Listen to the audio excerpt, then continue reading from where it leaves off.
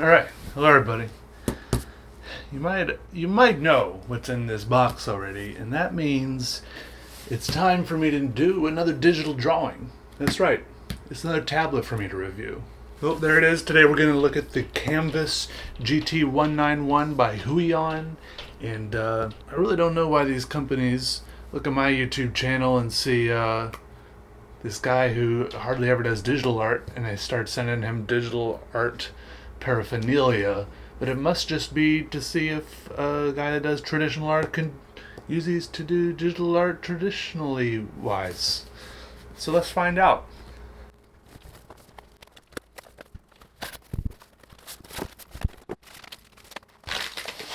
That's a real big anti-static bag.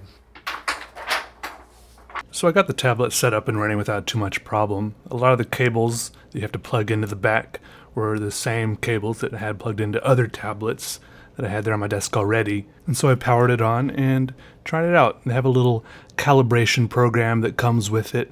You can, change the pressure and sensitivity and everything, and it all seemed to work pretty good. They actually give you two styluses, which I'm guessing is in case you lose one of them, because if you try to use both of them at once, the cursor just kind of spazzes out between both of them, and maybe somebody could try to make some cool glitch art this way or something, but it didn't seem to have any real practical effects. Like, you can't draw with both of them at once. Something that bugged me at first, but that I totally stopped noticing, and maybe I guess just got used to later on, was that the tip of the stylus and the surface of the tablet seemed to have some sort of weird, it like gripped weirdly, or I don't know. I started clawing at it to see if there's like another film, some sort of plastic, something else I hadn't peeled off of there, but there wasn't. But then later, after I'd been drawing for a while, I had totally stopped thinking about it at all. So I think it just goes to show that you can get used to anything.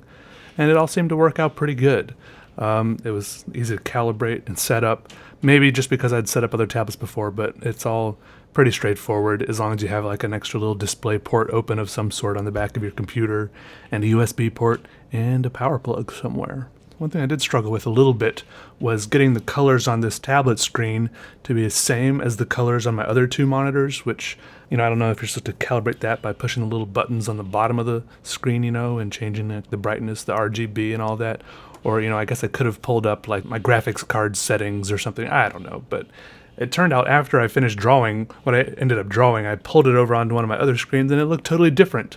But Photoshop has ways to tweak things to how you want them to be, and I figure the way I see things isn't how other people see things, because everyone else's monitors are different anyways. So, it's all kind of a lost cause. Anyways, I scribbled away some. I tried out a little bit of this, a little bit of that. I couldn't really figure out what I wanted to work on.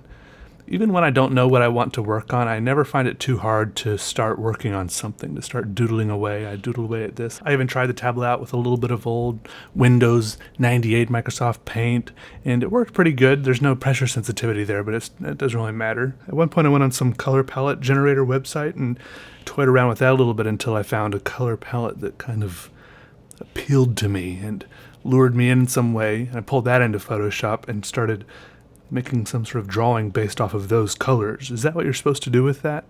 I don't know. That's what I did with it. And I didn't like the swirls I was making, so I started making some sort of comic on top of it. If I put this on my website, would it become a web comic? I don't know. What is a web comic? This web comic tells a tale as old as time. I think we've all seen it. It's a catastrophe. It's something that hurts to see happen, but we just keep watching. It's smoke coming in through the cracks, footprints through the grass, fog rolling in over the hills, and nobody sees it coming, and there's no warning.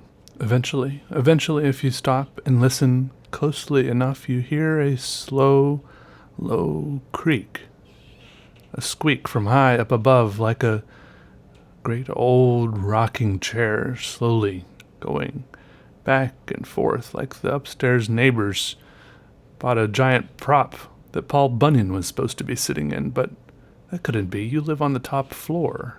We see dogs run by in packs, and there's a brief pause, enough to catch our breaths, take a sip, and rewind our cameras before an onslaught of slow, trudging troops with a weird fiery core at the center of each one. The ground mumbles beneath their feet, and even though they drained the river with their thirst, they still all walk across the straining bridge. Listen.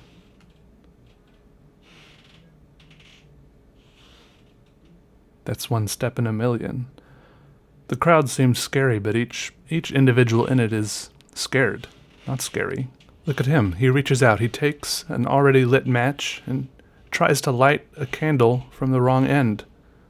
The wax melts and drips and lands between your toes. That was close, too close. We'll have to have a word with him about that.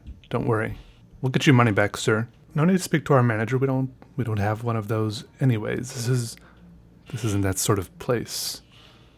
Look, we have saddles and we have bones, and you just have to go outside after you grab one of each of those and find one of those great big dogs that just went by and saddle it up, hop on it, and throw a bone off in the direction you want to go.